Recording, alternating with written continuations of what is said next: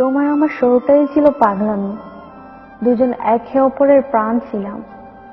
কত ভালোবাসা ছিল দুজনের মাঝে। তোমার কি মনে পড়ে সেই দিনের কথাগুলি, সেই রাতগুলোতে আমরা দুজন রাত জাগা পাখির মতো জেগে থাকতাম?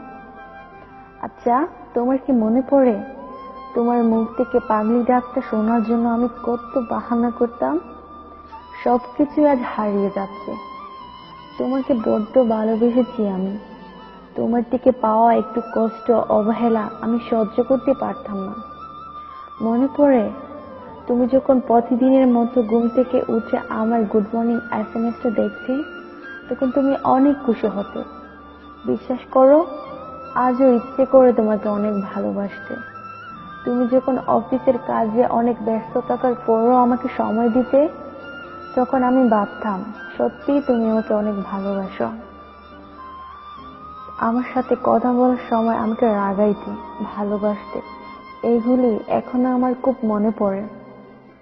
আমি তো জানি তাহসান, তুমি আমাকে অনেক ভালোবাসো।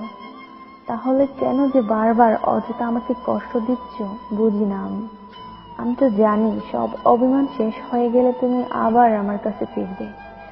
আরে আমি এতটাই বোকা না।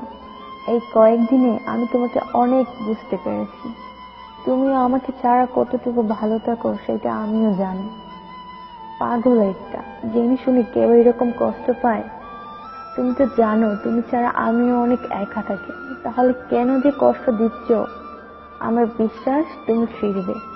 আবার আমরা দুজন এক হব। কষ্টের দিন শেষ হয়ে সুখের দিন আসবে আমাদের। আর সেই দিনের অপেক্ষায় রইলাম।